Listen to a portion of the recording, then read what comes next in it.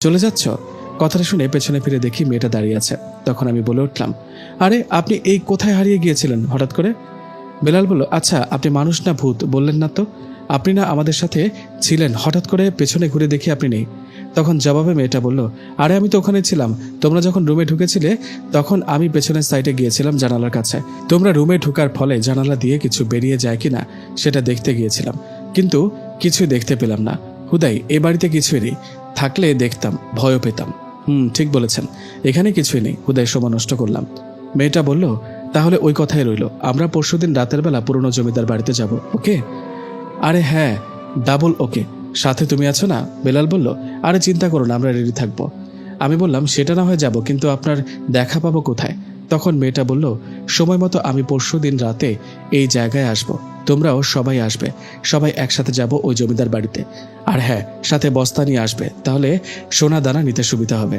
যাই হোক, মেয়েটার কথা শুনে সবাই সে রাতের মতো বাড়িতে চলে গেলাম। রাত ৩টা বাজে। বাড়িতে গিয়ে শুয়ে পড়লাম। অনেক রাত হবার কারণে শুতেই চোখটা লেগে আসলো। কখন যে ঘুমিয়ে গিয়েছিলাম নিজেই জানি না। ঘুমের মাঝে তখন একটা ভয়ানক স্বপ্ন দেখলাম। দেখলাম একটা কালো অবয়ব, যার পুরো শরীরে পশুদের মতো লোম, খুবই ভয়ানক দৃষ্টিতে আমার দিকে তাকিয়ে আছে। অবয়বটাকে দেখার পর আমি চিৎকার দিতে যাব, ঠিক তখনই সেই অবয়বটা আমার উপর ঝাঁপিয়ে পড়ে। আমি চিৎকার দিয়ে ঘুম থেকে জেগে যাই। এটা কি হলো? স্বপ্নে এটা আমি কি দেখলাম? বিছানা থেকে উঠে রুমের লাইটটা জ্বালালাম। রুমের লাইটটা জ্বালিয়ে এদিকে সেদিকে ভালো করে দেখলাম, কিন্তু রুমে কিছুই দেখতে পেলাম না। কিন্তু একটা অবাক করা বিষয় হলো, আমার হাতের দিকে তাকিয়ে দেখি কিছু একটা দাগ লেগে আছে, রক্ত জমে আছে। দেখে বোঝা যায় কোনো প্রাণীর আক্রমণ করেছে। কিন্তু এটা কিভাবে সম্ভব? স্বপ্ন দেখছিলাম, তাহলে বাস্তবে আঘাত পেলাম কি করে? সে রাতটা আমি ভয়ে আর ঘুমাইনি। সকাল হতে বেলাল ও সজীবের সাথে দেখা করলাম। দেখা করে আমার সাথে স্বপ্নে ঘটে যাওয়া ভয়ানক কথাটা ওদেরকে বলি। আমার মুখে কথাটা শুনে সজীব ও বেলাল দুজনেই আমার দিকে হা হয়ে তাকিয়ে বলল, কি, এই একই স্বপ্ন তো আমরাও দেখেছি। ওদের কথা শুনে মাথায় যেন আকাশ ভেঙে পড়ল। একই স্বপ্ন তিনজনই দেখেছি, কিন্তু এটা হলো কেন? এটার পেছনে নিশ্চয়ই কোনো কারণ আছে। তখন বেলাল বলল, কি আর কারণ হতে পারে? আমি বললাম, তা তো সঠিক জানি না। আচ্ছা, এই মেয়েটার জন্য হচ্ছে না তো আবার এসব? সজীব বলল, আরে না, কি যে বলিস এসব, ও একটা মেয়ে, ও কি ভূত নাকি যে স্বপ্নে গিয়ে আমাদের তিনজনকে ভয় দেখাবে? আমি বললাম, তাও ঠিক, ও তো মানুষ, ভূত না। আচ্ছা, কালকে তো অমাবস্যার রাত, মেয়েটার কথা মতো কালকে রাতে পুরনো জমিদার বাড়িতে যেতে হবে। বেলাল বলল, হ্যাঁ আমরা তো যাব, সমস্যা কি? বড়লোক হবার এই একটাই সুযোগ, সোনা দানা আরো কত কি যে আছে জমিদার বাড়িতে। আমি বললাম, সেটা যখন পাবো তখন বুঝবো, কিন্তু বেলাল, বিষয়টা এতটাও সহজ না। জানিস তো ওই জমিদার বাড়িটা কত পুরনো? বাড়িটা জঙ্গলে পরিণত হয়েছে। আমার দাদাদের আমলের বাড়ি এটা। এই বাড়িটা সাধারণ কোনো বাড়ি ভাবলে চলবে না, কিছু না কিছু তো আছে ওই বাড়িতে। তবে যা আছে ভয়ানক কিছুই আছে। জানি না কালকে আমাদের সাথে কি হবে। আরে ভয় কিসের, আমরা তিনজন আর মেয়েটা তো আছি, চারজন একসাথে থাকলে ভয় কিসের? যাই হোক, আমরা নিজেদের মধ্যে আর কথা না বাড়িয়ে ঠিক করলাম, কালকে রাতে আমরা সবাই একসাথে হব আর জমিদার বাড়ির দিকে রওনা করব। তো কথা মতো সবাই বাড়িতে চলে গেলাম। সে রাতে আমাদের কারোর সাথে কিছুই ঘটেনি। অবশেষে চলে আসলো অমাবস্যার রাত। রাত হতেই আমি, সজীব ও বেলাল কথা মতো একসাথে হলাম।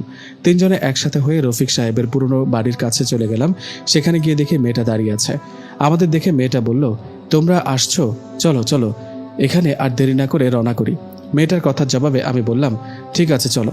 তখন মেয়েটা বলল, আমরা মেন রাস্তা দিয়ে না গিয়ে জঙ্গলের রাস্তা দিয়ে যাব, তাহলে কেউ দেখতে পাবে না। যদিও এখন অনেক রাত, তবুও জঙ্গলের রাস্তা দিয়ে গিয়ে আমরা জমিদার বাড়ির পেছন দিয়ে প্রবেশ করব। কি আর করার, মেয়েটার কথায় রাজি হয়ে জঙ্গলের রাস্তা দিয়ে রওনা করলাম। রাত 1টা বাজে। চারিদিকে নীরবতা, আশপাশ জঙ্গল থেকে ভেসে আসছে শিয়ালের ডাক। চারজনে হেঁটে চলেছে জমিদার বাড়িতে পৌঁছাতে 10 থেকে 15 মিনিট লাগতে পারে। গল্প করছি আর হাঁটছি। হঠাৎ করে সজীব বলল, ভাই দাঁড়াও, সামনে দেখো, ওটা কি? সজীবের কথায় সামনে তাকাতে দেখলাম বিশাল আকৃতির একটা সাদা জুব্বা পরা অবয়ব আমাদের রাস্তা আটকিয়ে দাঁড়িয়ে আছে। অবয়বটাকে দেখে শরীরের লোম দাঁড়িয়ে গেল। একে অপরের গা ঘেঁষে দাঁড়ালাম। তখন আমি বলে উঠলাম, আমাদের আর সামনে যাওয়া ঠিক হবে না বুঝি, চলো ফিরে যাই।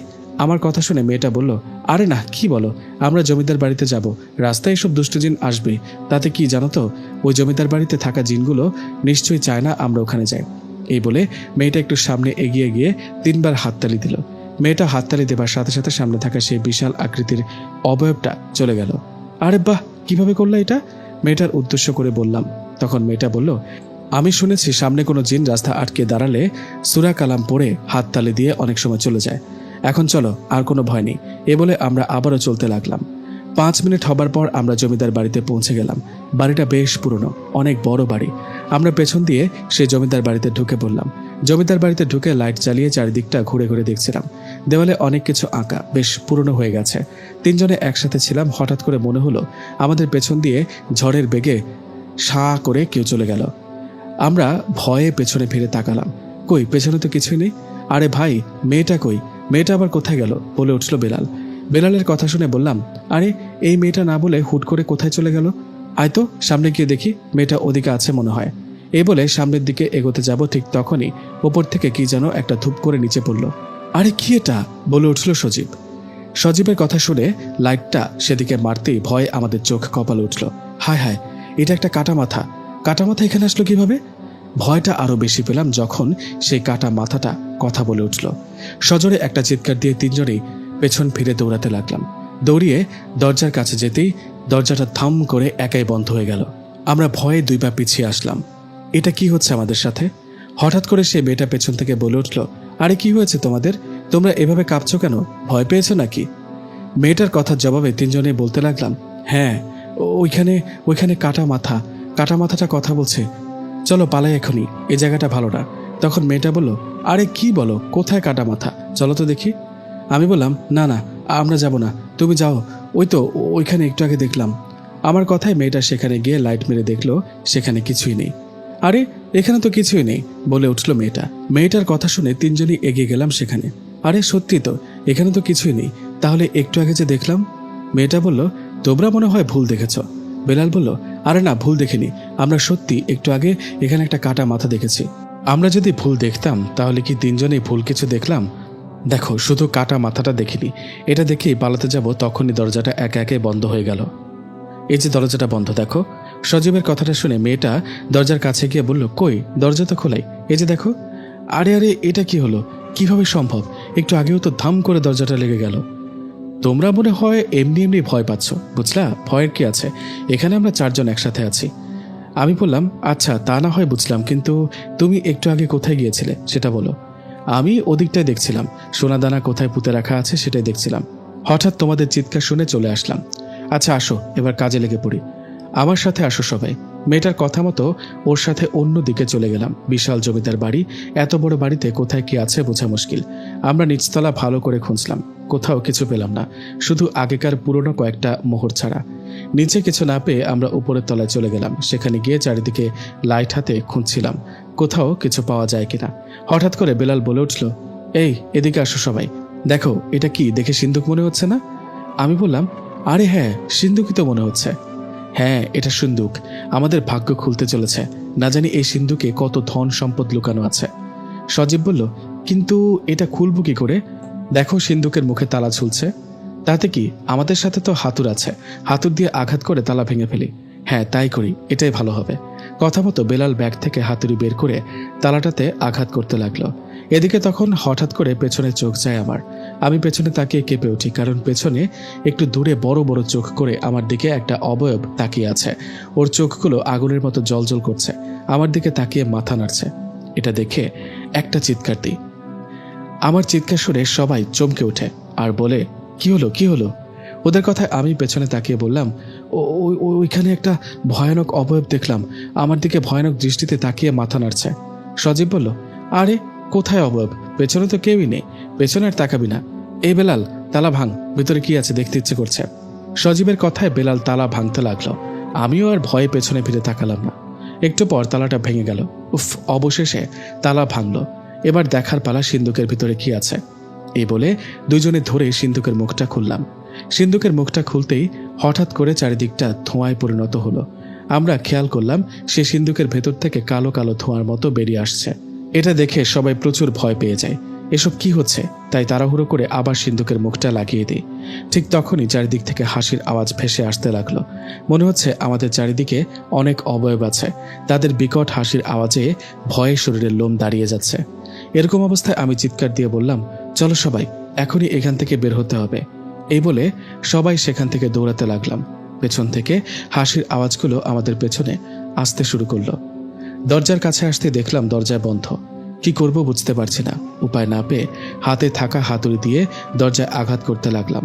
ঠিক তখনই দরজা খুলে গেল। দরজা খুলতেই প্রাণের ভয়ে রাতের অন্ধকারে চারজনই দৌড়াতে লাগলাম। দরজাটা খুলতেই প্রাণের ভয়ে রাতের অন্ধকারে চারজনই দৌড়াতে লাগলাম। জমিদার বাড়ি থেকে বেশ কিছু দূর যাবার পর সেই হাসির আওয়াজ বন্ধ হয়।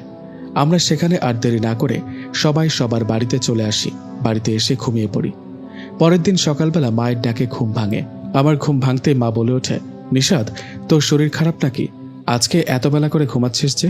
তোর পায়ের মধ্যে মাটি লেগে আছে কিসের? আর দরজাটাও খোলা। উফ, রাতের বেলা তাড়াহুড়ো করে এসে ঘুমিয়ে পড়েছি।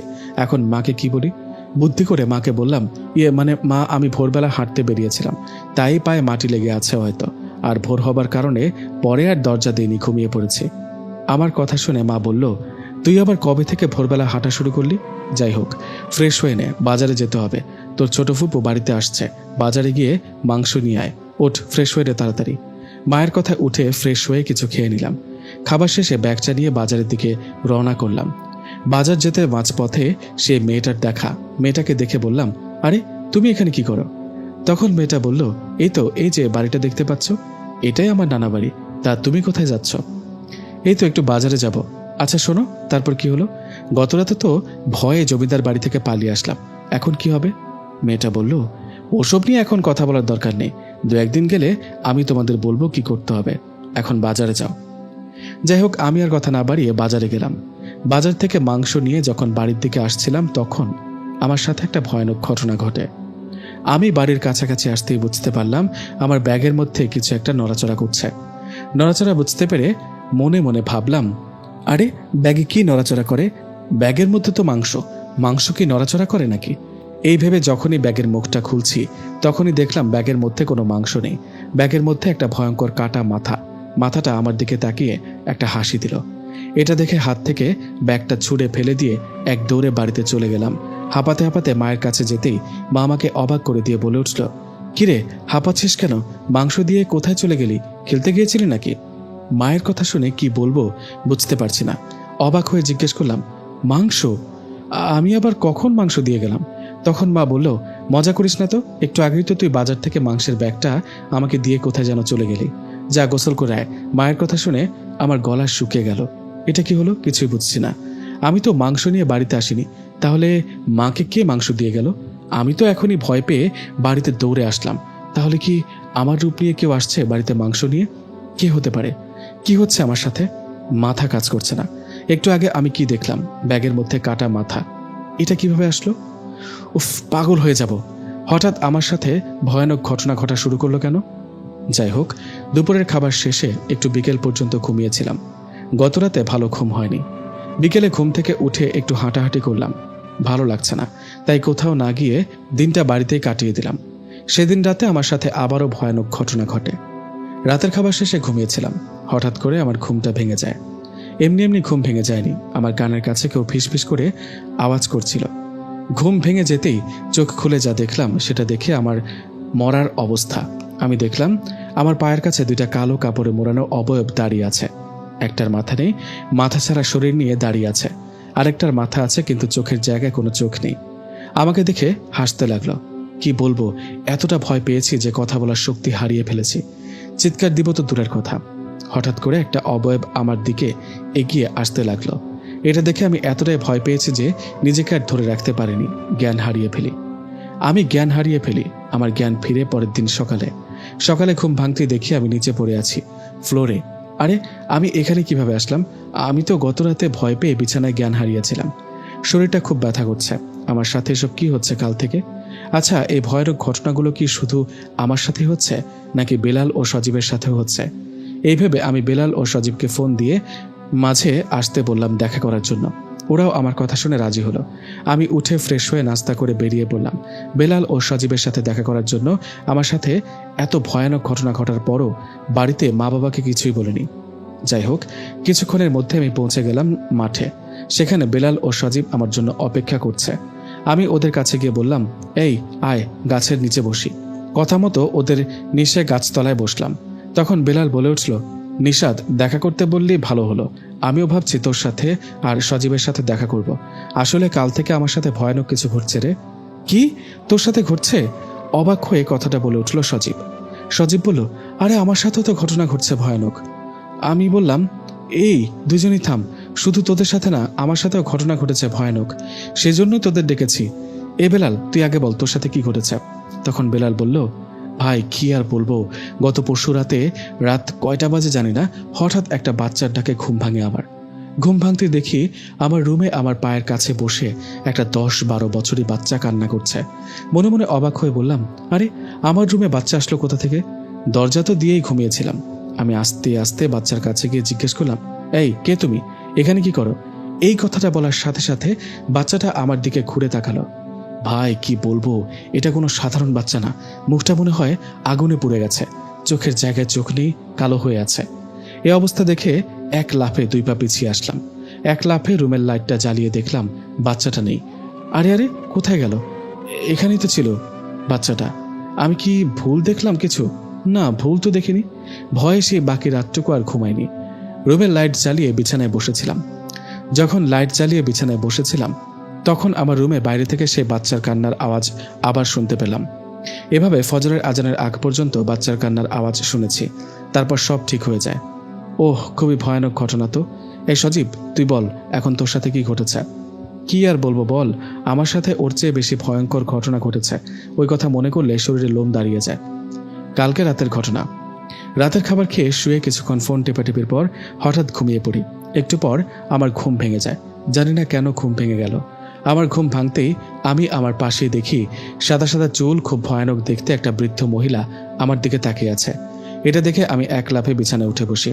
ঠিক তখনই সেই ভয়ঙ্কর মহিলাটা হাতের ইশারা দিয়ে আমার রুমে থাকা ফ্যানের দিকে দেখিয়ে দেয়। আমি ওদিকে তাকাতেই ভয়ে চমকে উঠলাম। আমি দেখলাম আমার ফ্যানের সাথে ঝুলে আছে আরেকটা মহিলা। ফ্যানের সাথে ফাঁসি দিয়ে ঝুলে আছে ঠিকই, কিন্তু মৃত না, বেঁচে আছে, আর আমার দিকে এক দৃষ্টিতে তাকিয়ে হাসছে। এই দৃশ্য দেখার পর আমি জ্ঞান হারিয়ে ফেলি। সকালে উঠে দেখি সব স্বাভাবিক আছে, আশেপাশে কেউ নাই, মনে হচ্ছে রাতে কিছুই হয়নি। এই হলো ঘটনা। সজীব ও বেলালের মুখে কথাটা শুনে আমি আমার সাথে ঘটে যাওয়া ঘটনা ওদের খুলে বললাম। আমার ঘটনা শুনে ওরাও অবাক হয়ে ভয় পেল। কি হচ্ছে হঠাৎ আমাদের সাথে এসব? তখন বেলাল বলল, কি করবো রে এখন আমরা? আমাদের সাথে কি শুরু হলো? সব ওই ভুতুরে বাড়িতে যাবার পর থেকে শুরু হয়েছে। জমিদার বাড়িটা আসলে ভয়ানক। ঠিক বলেছিস, জমিদার বাড়ি থেকে ফেরার পর থেকেই আমাদের সাথে এইসব ঘটছে। আচ্ছা 1 মিনিট, বাবা কল করেছে, কথা বলে আসি, তোরা এখানেই থাক। এ বলে আমি ওদের থেকে একটু দূরে সরে সাইটে ফোনে কথা বলতে চলে গেলাম। আমি বাবার সাথে কথা বলার সময় সেই মেয়েটা ওখানে চলে আসে আর ওদের সাথে কথা বলতে থাকে। একটু পর বাবার সাথে কথা বলা শেষ হলে আমি আবারও ওদের কাছে চলে যাই। ওদের কাছে যাবার পর আমি বললাম, কি খবর তোমার? তুমি কখন আসছো? মেয়েটা বলল, এই তো একটু আগে। তা তোমাদের কি খবর? 3 জনই একসাথে বসে গল্প করছো বুঝি? হ্যাঁ, গল্প করছিলাম। তুমি এসে ভালোই করেছো, তোমাকে দেখে ভালো লাগলো। বেলাল বলল, আসলে আমরা শুধু গল্প করছি না, সত্যি বলতে আমাদের সাথে 2 দিন থেকে ভয়ানক কিছু ঘটে যাচ্ছে। আচ্ছা তোমার সাথে কি কিছু ঘটেনি? না তো, কিচ্ছু ঘটেনি। তা ঘটবে কিভাবে? ভূতকে কি ভূত কখনো ভয় দেখাতে পারে? মানে? আমি কি বলেছি বুঝনি? বললাম ভূতকে তো ভূত কখনো ভয় দেখায় না। কি বলো, আমি কি ভূত নাকি? নাম কি তোমার? আলো। তুমি কিভাবে জানলা আমরা এই মাঠের মধ্যে বসে আছি 3 জনে? মেয়েটা বলল, আসলে দূর থেকে দেখলাম তাই হেঁটে হেঁটে আসলাম, ভাবলাম তোমাদের সাথে একটু কথা বলি। শোনো, ওই জমিদার বাড়ি নিয়ে। চুপ, একদম চুপ, আর একটা কথা বলবা না। মেয়েটাকে ধমক দিলাম আমি। তখন সজীব বলল, আরে নিশাত, তোর হঠাৎ কি হলো? তুই ওকে এভাবে ধমক দিচ্ছিস কেন? আমি বললাম, কারণ এই মেয়েটা এতদিন আমাদের বোকা বানিয়েছে। আসলে ও মানুষ না, ও জিন জাতির কিছু। মেয়েটা বলল, কি কি বলো এসব? আমি মানুষ, বিশ্বাস করো। এই, তোমাকে চুপ করতে বলেছে না? বেলাল বলল, আচ্ছা নিশাত, খুলে বলতো কি হয়েছে? ও যে জিন, তুই জানলি কিভাবে? শোন, একটু আগে তোদের বসিয়ে রেখে আমি বাবার সাথে ফোনে কথা বলতে দূরে গেলাম না? হ্যাঁ তো, আমি যখন বাবার সাথে কথা বলছিলাম তখন তোদের দিকে তাকিয়েছিলাম। হঠাৎ দেখে এই মেয়েটা তোদের পিছনে এসে দাঁড়ালো। অবাক করা বিষয় হলো, মেয়েটা হেঁটে হেঁটে আসেনি, বাতাসে মিশে হঠাৎ করে পেছনে এসে দাঁড়িয়েছে। আমার কথা শুনে মেয়েটা বলল, মানে আর কোনো মিথ্যা শুনতে চাই না, সত্যি বলো তুমি কে? হ্যাঁ, এটা সত্যি, আমি মানুষ না, আমি পড়ি। কি, তুমি মানুষ না পড়ি? এ বলে বেলাল ও সজীব ভয় পেয়ে পিছিয়ে গেল। এটা দেখে আমি বলে উঠলাম, এই ভয় পাবি না। এই তুমি বলো, তুমি মানুষ সেজে আমাদের সাথে মিশেছ কেন? তাহলে কি আমাদের সাথে ভয়ানক ঘটনাগুলো তুমি ঘটিয়েছ? তখন মেয়েটা বলল, না আমি পড়ি, এটা সত্যি, কিন্তু আমি তোমাদের কোনো ভয় দেখাইনি। তোমাদের ভয় দেখিয়েছে কালিয়ানের পরিবার। কি? কালিয়ান? কে কালিয়ান? বলো এখনই। কি কালিয়ান? কালিয়ানের পরিবার কেন আমাদের পিছু নেবে? বলো বলো এখনই। তখন মেয়েটা বলল, হ্যাঁ বলছি। এ বলে মেয়েটা বলতে শুরু করলো, আসলে আমি তোমাদের ব্যবহার করছি। আমি যখন তোমাদের তিনজনকে হামিদ সাহেবের পুরনো বাড়িতে রাতের বেলা দেখলাম, তখন ভাবছি তোমাদের সাহস আছে, তোমাদের দিয়ে কাজ হবে, তাই আমি মানুষের রূপ নিয়ে তোমাদের সামনে আসি। তারপর? হ্যাঁ, তারপর বলো, পুরো ঘটনা খুলে বলো, যে কারণে কালিয়ান জিনের পরিবার আমাদের পিছু নিয়েছে। তখন মেয়েটা বলল, আসলে পুরনো জমিদার বাড়িতে কোনো সোনাদানা নেই। আমি তোমাদের মিথ্যা বলে সেই বাড়িতে নিয়ে গিয়েছিলাম। কারণ কি শুনবা? বলো। কারণ আমার বাবা ওই জমিদার বাড়িতে যে সিন্দুকটা আছে সেই সিন্দুকে বন্দী ছিল। আমার বাবা শুধু আমার বাবা না, আমার বাবার সাথে সেই কালিয়ান জিনের অনেক পরিবারের সদস্য ওখানে বন্দী ছিল। কি? এত বড় ধোঁকা?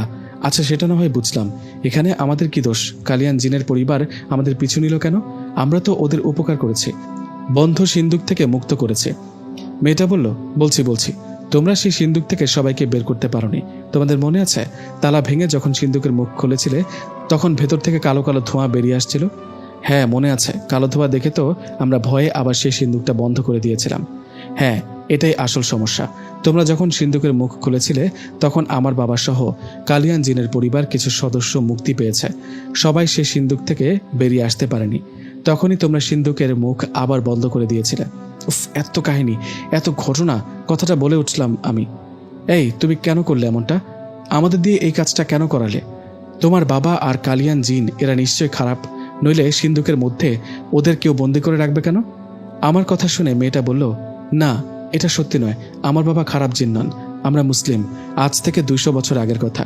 এই কালিয়ান জিনের অত্যাচারে জমিদার বাড়ির জমিদার একটা তান্ত্রিককে দিয়ে জমিদার বাড়িতে থাকা সব জিনকে সিন্ধুকে বন্দি করে রাখে। তাদের মধ্যে আমার বাবাও ছিল। বাবা তো কোনো দোষ করেনি, এক বাড়িতে এক রাজ্যে ছিল বলে ওদের সাথে বাবাকেও সিন্ধুকে বন্দি করে রাখে। আমি আমার বাবাকে বাঁচাতে তোমাদের ব্যবহার করেছি, তোমরা আমাকে মাফ করে দাও। বেলাল বলল, হায় আল্লাহ, এত কাহিনী, নিজের বাবাকে বাঁচাতে আমাদের বিপদে ফেললা।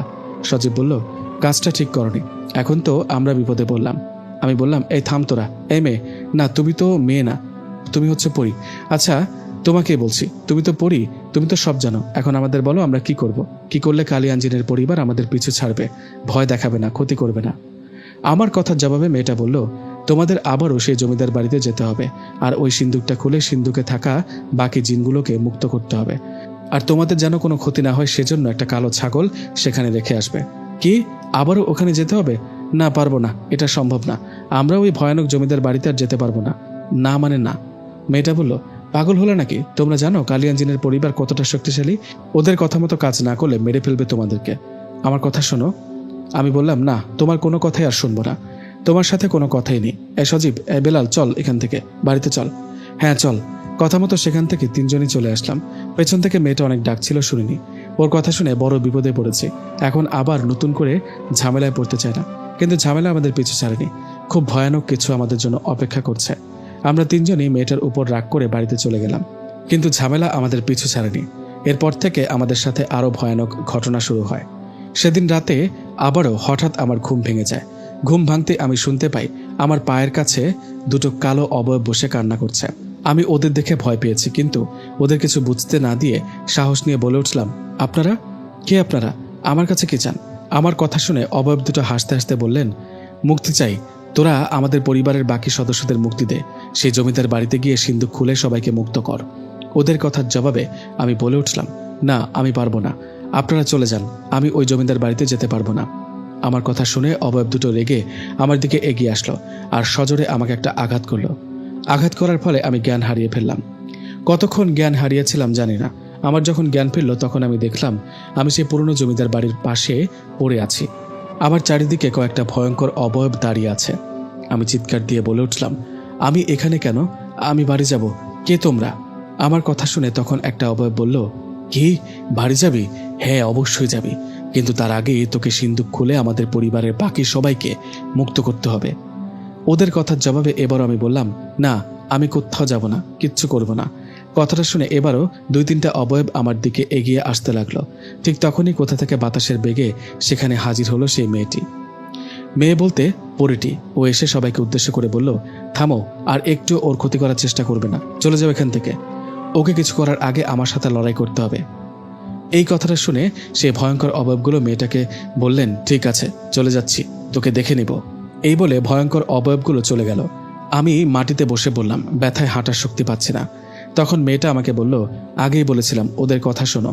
বলছি না কালিয়ান জিনের পরিবার খুব ভয়ানক, এখন চলো তোমাকে বাসায় পৌঁছে দিই।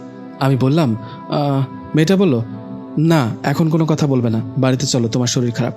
আজকে বাড়িতে রেখে আসি, কালকে তুমি ও তোমার বন্ধু আমার সাথে দেখা করবে, তিনজনই মাঠের মধ্যে চলে আসবে, আমি ওখানে আসবো। মেয়েটার কথায় আমি আর কথা না বাড়িয়ে বাড়িতে চলে গেলাম। বাড়িতে গিয়ে ঘুমিয়ে পড়ি। সে রাতে আর কোনো সমস্যা হয়নি। পরের দিন বিকেলবেলা আমি সজীব ও বেলালকে ফোন দিয়ে মাঠের মধ্যে আসতে বললাম। আমার কথা মতো ওরা মাঠের মধ্যে চলে আসলো। আমি চলে গেলাম সেখানে। ওখানে গিয়ে ওদেরকে খুঁজে বললাম গতরাতে ঘটে যাওয়া আমার সাথে ভয়ানক ঘটনাগুলো। আমার কথা শুনে ওরাও ওদের কথা বলল। শুধু আমি না, গতরাতে ওদের সাথেও ভয়ানক ঘটনা ঘটেছে। কালিয়ান জিনের পরিবার আমাদের তিনজনের পিছনে লেগেছে। যাই হোক, মাঠের মধ্যে কিছুক্ষণ অপেক্ষা করার পর সেই মেয়েটা মানে পরি ওখানে চলে আসলো। পরি এসে আমাদেরকে উদ্দেশ্য করে বলল, কি এখন কেমন লাগছে? কালকে কত সুন্দর করে বুঝালাম, আমার কথা তো শুনলে না। তোমার মিথ্যা কথা শুনেই তো আমরা মিছে মিছে ঝামেলায় জড়িয়েছি, তাই না? ওই কথা এখন আর বলে কি লাভ হলো বলো? যা হবার তা তো হয়েছে, এখন তোমাদের বাঁচতে হবে। আমার কথা শোনো, তাহলে কালিয়ান জিনের পরিবারের হাত থেকে বাঁচতে পারবে। পরির কথা শুনে আমরা একে অপরের দিকে তাকিয়ে বলে উঠলাম, ওকে, আমরা রাজি, কি করতে হবে বলো। তখন পরি বলল, তোমাদের আরও ওই জমিদার বাড়িতে যেতে হবে, তবে এখন না, কিছুদিন পর অমাবস্যা আসবে, সেই অমাবস্যার রাতে যেতে হবে। পরির কথা শুনে আমি বললাম, ঠিক আছে, আমরা তাই করব। আচ্ছা একটা কথা, তুমি তো পরি, তোমার আসল নাম কি? আমার আসল নাম ইয়ামিনী। ইয়ামিনী, বাহ, সুন্দর নাম, আমার পছন্দের নাম। বেলাল বলল, তোর তো সব নামই পছন্দ, নাম পছন্দ হয়েছে, ভালো কথা। পরীকে পছন্দ করার দরকার নেই, ও শুধু আমার। আমি বললাম, এই থাম তোরা। আচ্ছা ইয়ামিনী, ঠিক আছে, তাহলে এই কথাই রইল, অমাবস্যার রাত পর্যন্ত অপেক্ষা করি। ওকে, তুমি এখন চলে যাও, পরে তোমার সাথে কথা হবে। পরি বলল, ঠিক আছে, ভালো থেকো তোমরা। এ বলে চলে গেল। এটা দেখে সজীব বলল, ইস, আমার পরিটা ছিল, ভালোই লাগছিল, ওকে কেন চলে যেতে বললি? বেলাল বলল, চুপ কর ছাগল, পরীকে নিয়ে আজে বাজে কথা বলবি না, ও শুধু আমার পরি। যা বলেছিস বলেছিস, আর কখনো বলবি না, পরি শুধু আমার, ওকে ভালো লাগে, পরি আমার গার্লফ্রেন্ড, ওকে। আমি বললাম, প্লিজ চুপ কর। আচ্ছা, পরির সামনে তোরা এমন করছিস কেন? ও কিছু মনে করে না? সজীব বলল, কি মনে করবে বল, পরীকে আমি ভালোবাসি, ও আমাকে ভালোবাসে। পরি কখন বলল তোকে ভালোবাসে, ও আমাকে ভালোবাসে? আচ্ছা, তোরা কি মানুষ না ভূত বলতো? মানুষ হয়ে পরীকে ভালোবাসিস, পরি কি এত পাগল তোদের ভালোবাসবে? অবশ্যই বাসবে, আমাকে ভালোবাসবে, নইলে গত রাতে আমি বিপদে পড়েছিলাম, ও আমাকে বাঁচিয়েছে। পরি কি তোকেই শুধু একা বাঁচিয়েছে, আমাকে বাঁচায়নি কালিয়ান জিনের পরিবারের হাত থেকে? আমি বললাম, অনেক হয়েছে, নিজেদের মধ্যে ঝগড়া বাঁধতে, চল এখন বাড়িতে চল। কথা মতো এখানে আর দেরি না করে বাড়িতে চলে গেলাম। বাড়িতে যাবার আগে আমি বেলাল ও সজীবকে বললাম, এই কালিয়ান জিনের পরিবার কিন্তু খুবই ভয়ানক, সাবধানে থাকিস, আশা করি কোনো সমস্যা হবে না, পরি ম্যানেজ করে নিবে। যাই হোক, বাড়িতে চলে আসলাম। সেই রাতের ঘটনা, রাতের খাবার শেষে শুয়েছিলাম, ঘুমাইনি। হঠাৎ আমার রুমে কারো উপস্থিতি টের পেলাম। রুমের লাইট বন্ধ ছিল। বুকের মাঝে ধুপ করে উঠল। ভয়ে ভয়ে বিছানা থেকে উঠে দাঁড়ালাম, ভাবলাম লাইটটা জ্বালাবো। ঠিক তখনই পরি বলে উঠল, ভয় পেও না, আমি অন্য কেউ না। উফ, তুমি ছিলা? আমি ভাবলাম অন্য কেউ, ভয় পেয়েছিলাম। পরি বলল, ভয় পেও না, আমি আসলাম তোমার সাথে একটু কথা বলতে। তাই কি বলবা বলো? আসলে কিছুদিন পর আমরা আবারও জমিদার বাড়িতে যাব। তোমরা আমার অনেক উপকার করেছ, আমার বাবাকে মুক্ত করেছ, আমি তোমাদের ওপর অনেক খুশি।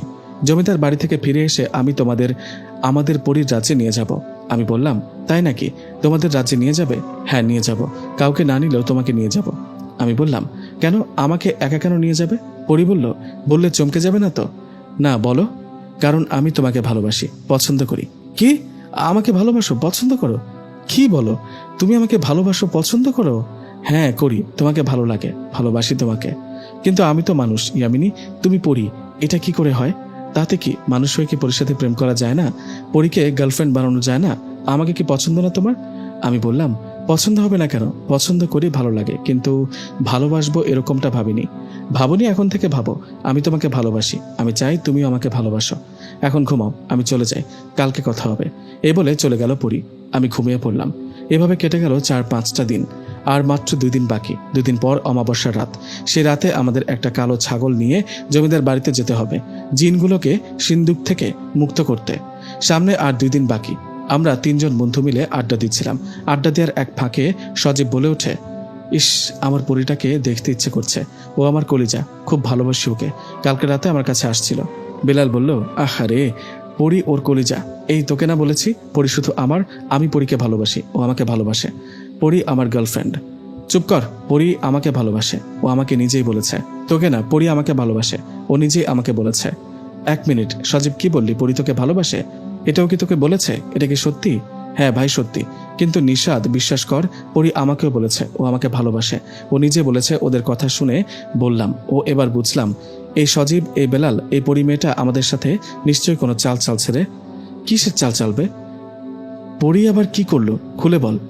আমি বললাম, পরী সজীবকে বলেছে ওকে ভালোবাসে, এদিকে বেলালকেও বলেছে ভালোবাসে। তোরা কি জানিস পরী আমাকেও বলেছে আমাকে ভালোবাসে? মানে 3 জনকে বলছে ভালোবাসে। কি, এটা কি সত্যি? ও তোকেও বলেছে? বেলাল বলল, আমি তো ভাবতেই পারিনি ও আমাদের এতই বোকা ভাবে। নিশাদ, তুই ঠিকই বলেছিস, ও আবারও নিশ্চয়ই কোনো চাল চালছে। আমরা কি করব এখন? পরীকে ডেকে জিজ্ঞেস করি কেন করেছে এগুলো আমার সাথে।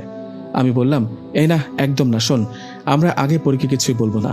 আমরা একজন হুজুরের কাছে যাব, আমাদের মসজিদের ইমাম হুজুরকে তো চিনিস, উনি কিন্তু কবিরাজি করে বাবার কাছ থেকে শুনেছি ইমাম হুজুরের সাথে নাকি জিন থাকে, আর আমরা ইমাম হুজুরের সাথে দেখা করব। উনি আমাদের বলবে আসল ঘটনা কি, পরীকে আসলেই ভালো নাকি খারাপ। আরে, পরীকে তো সন্দেহ করা কি ঠিক হবে? আর আমরা হুজুরের বাড়িতে যাচ্ছি, যদি জানতে পারে তখন কি হবে? জানবে না, আমরা পরীকে না বলে যাব, এখনই যাব, চল আমার সাথে। যাই হোক, কথা মতো আমরা 3 জনই চলে গেলাম ইমাম হুজুরের বাড়িতে। সেখানে গিয়ে আমরা ইমাম হুজুরের সাথে দেখা করলাম। দেখা করে আমরা 3 জনই হুজুরকে পুরো ঘটনাটা খুলে বললাম। আমাদের পুরো ঘটনা শুনে হুজুর বললেন, তোমরা কিছুক্ষণ অপেক্ষা করো, আমি আমার বন্ধু জিনকে জিজ্ঞেস করি আসল ঘটনা কি। এই বলে হুজুর তার রুমে চলে গেলেন কিছুক্ষণের জন্য। এদিকে আমরা বাইরে বসে রইলাম। প্রায় 1 ঘন্টা পর হুজুর রুম থেকে বেরিয়ে আসলেন। হুজুর বাইরে আসতেই আমরা বললাম, হুজুর কি বললেন আপনার বন্ধু জিন, বলুন তো আমাদেরকে। তখন হুজুর বললেন, কথাগুলো শুনে তোমরা বিশ্বাস করবা কিনা আমি জানি না, তবে এটাই সত্যি, তোমাদের সাথে থাকা পরীও ভালো না। হুজুরের কথা শুনে একজন আরেকজনের দিকে তাকিয়ে বললাম, ভালো না মানে কেমন ও? বেলাল বলল, হুজুর, পরী তো ভালো, ও আমাদের সাথে মানুষের রূপ নিয়ে এসে কথা বলে। সজীব বলল, হ্যাঁ হুজুর, পরী আমাদের অন্য জিনদের হাত থেকে বাঁচিয়েছে। ওরা ঠিক বলেছে, কালিয়ান জিনের পরিবার আমাদের ক্ষতি করতে চাইছিল, কিন্তু পরী তা করতে দেয়নি। আমরা আপনার কাছে আসছি কারণ পরীকে একটু সন্দেহ হয়েছিল, আসলে পরী আমাদের মাঝে কাকে ভালোবাসে। হুজুর বলল, পাগল হয়েছ, পরী তোমাদের কাউকে ভালোবাসে না। আর তোমরা যাকে পরী ভাবো ও কোনো পরী টরী না, ও ডাইনি। কি, পরী ডাইনি? এটা কিভাবে হতে পারে? ওর নাম তো ইয়ামিনী, আর ও তো পরী। ওর নাম ইয়ামিনী না, ও কোনো পরী না, ও ডাইনি, ওর নাম কারদিজা। ও হলো কালিয়ান পরিবারের কালিয়ান জিনের স্ত্রী। মানে? হুজুর কি বললেন? কি, ইয়ামিনী কালিয়ান জিনের স্ত্রী? বলে উঠলাম আমি। হুজুর বলল, হ্যাঁ এটাই সত্যি, তোমাদেরকে বোকা বানানোর জন্য ও ওর নাম বলেছে ইয়ামিনী। তাহলে ও আমাদের পুরনো জমিদার বাড়িতে যেতে কেন বলল? জমিদার বাড়িতে সিন্ধুকে নাকি কালিয়ান জিনের পরিবারের এখনো অনেক সদস্য আটকানো আছে, তাদের মুক্ত করতে বলল। সিন্ধুকে আর কোনো সদস্য নেই, সবাই মুক্ত হয়েছে। এখন তোমরা যখন সিন্ধুকের মুখ খুলছিলে, কার্দিজা পরী সেজে তোমাদের আবারও সেই জমিদার বাড়িতে ছাগল নিয়ে যেতে বলেছিল, কারণ সেই ছাগলের সাথে তোমাদেরকেও বলি দেবে, মেরে ফেলবে তোমাদের। হুজুরের কথা শুনে 3 জনই মাটিতে বসে পড়লাম। এগুলো কি শুনলাম? হুজুরের কথা শুনে অবাক হয়ে 3 জনে মাটিতে বসে পড়লাম। এটা দেখে হুজুর বললেন, তোমরা ভয় পেও না, ভয়কে জয় করতে হবে, এই বিপদ থেকে তোমাদেরকে বাঁচতে হবে। হুজুর বলেন না আমরা কিভাবে বাঁচবো কালিয়ান জিনের পরিবার থেকে, এখন আমরা কি করব? হুজুর বলল, তোমরা পরশুদিন অমাবস্যা রাতে ওই পরীর সাথে ঠিকই জমিদার বাড়িতে যাবে। সেখানে যাবার পর যখন আবারও সিন্ধুকের মুখ খুলবে, তখনই খেয়াল করে সেখানে থাকা সমস্ত পরী বলো বা অবয়ব বলো, সবার শরীরে তোমার দেয়া এই জিনিসটা ছিটিয়ে দেবে। তারপর যা করতে হয় আমি করব। এই বলে হুজুর আমাদের পাউডারের মতো কিছু একটা দিলেন আর বললেন, সাবধানে যেও, পরী যেন বুঝতে না পারে তোমরা আমার সাথে প্ল্যান করে যাচ্ছ। হুজুরের কথা শুনে সেখান থেকে বাড়িতে চলে গেলাম। এভাবে আরও একদিন কেটে গেল। অবশেষে চলে আসলো অমাবস্যার রাত। আজ রাত 12টার পর যেতে হবে জমিদার বাড়িতে। রাত হলে আমরা 3 বন্ধু একসাথে হলাম, সাথে একটা কালো ছাগল। কিছুক্ষণের মধ্যে পরী চলে আসলো আমাদের কাছে, এসে বলল, তোমরা রেডি তো? হ্যাঁ আমরা রেডি, উত্তর দিলাম। পরী বলল, তাহলে চলো রওনা করা যাক। কথা মতো রওনা করলাম জমিদার বাড়ির দিকে।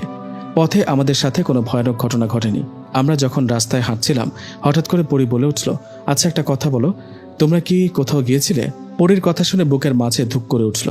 আরে, পরী আবার জেনে গেল নাকি আমরা হুজুরের সাথে দেখা করেছি? একজন আরেকজনের দিকে তাকিয়ে আমি উত্তর দিলাম, আরে না, কোথাও যাইনি। তো হঠাৎ কেন এই কথা বললা? বেলাল বলল, হ্যাঁ সত্যি আমরা কোথাও যাইনি। পরী বলল, তাই না? আমি না মানুষ না পরী, আমি সব জানি। বোকার দল, হুজুরের কাছে গিয়েছিল 3 জনই, তাই না? পরীর মুখে কথাটা শুনে 3 জনই ভয়ে দাঁড়িয়ে গেলাম।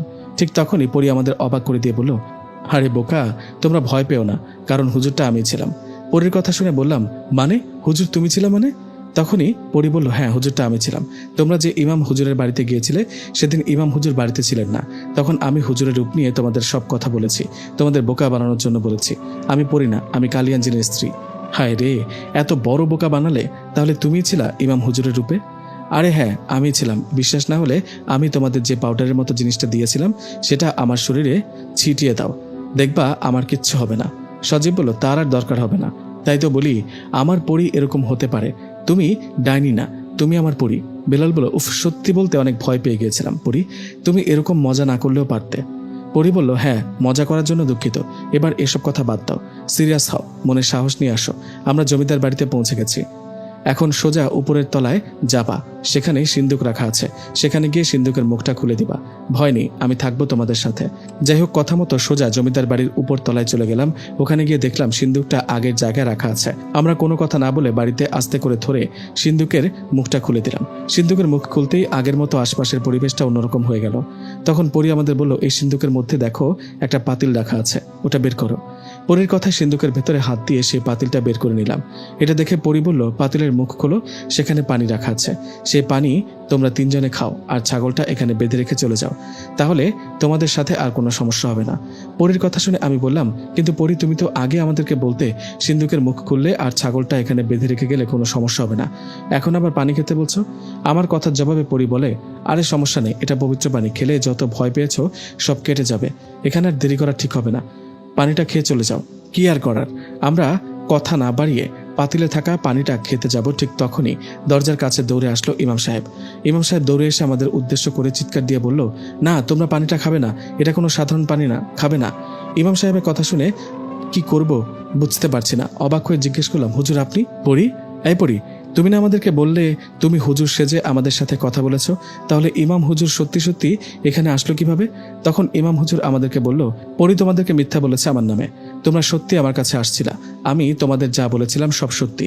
ও পরী না, ও কালিয়ান জিনের স্ত্রী, ওর নাম কার্দিজা। হুজুরের কথা শেষ হতেই আমাদের সামনে হঠাৎ করে হা হা করে হেসে উঠল পরী, আর মুহূর্তেই আমাদের সামনে ভয়ানক রূপ ধারণ করলো। হায় হায়, এটা কি দেখছি?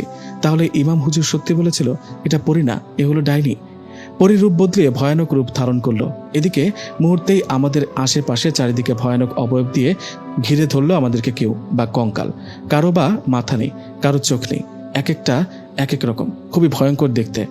সবাই বিকট শব্দে হাসতে লাগলো। তখন পরী মানে ডাইনিটা ইমাম হুজুরকে বলে উঠল, ইমাম তোর জন্য আমার প্ল্যান সাকসেস হলো না, তোকে আজকে মেরে ফেলবো।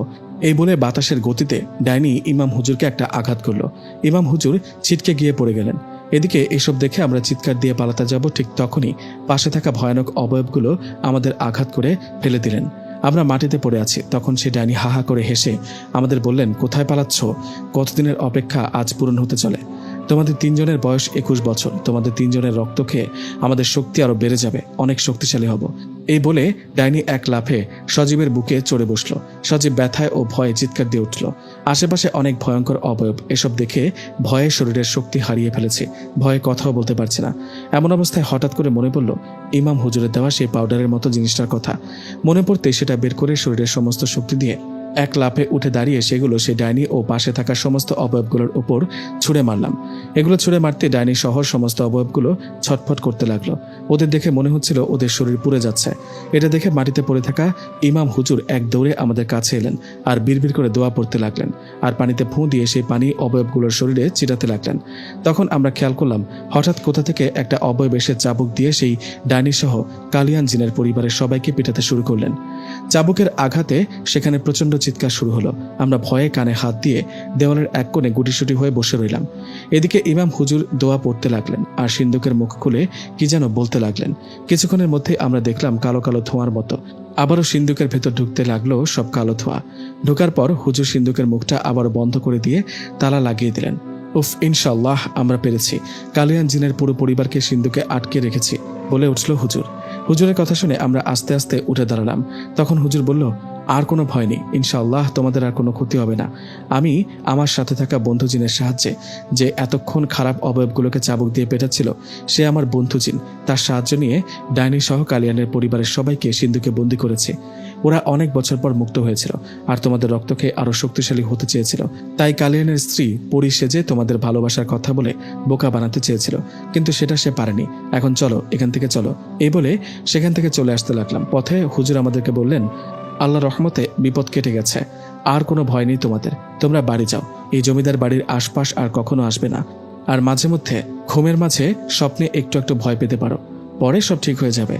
হুজুরের কথা শুনে তিনজনই বাড়িতে চলে আসি। অনেক বড় বিপদ থেকে বাঁচলাম। ভূত দেখার সব শখ মিটে গেছে আমাদের। যাই হোক, পরে আমরা আস্তে আস্তে সুস্থ হয়ে উঠি। আমাদের সাথে আর কোনো ঘটনা ঘটেনি।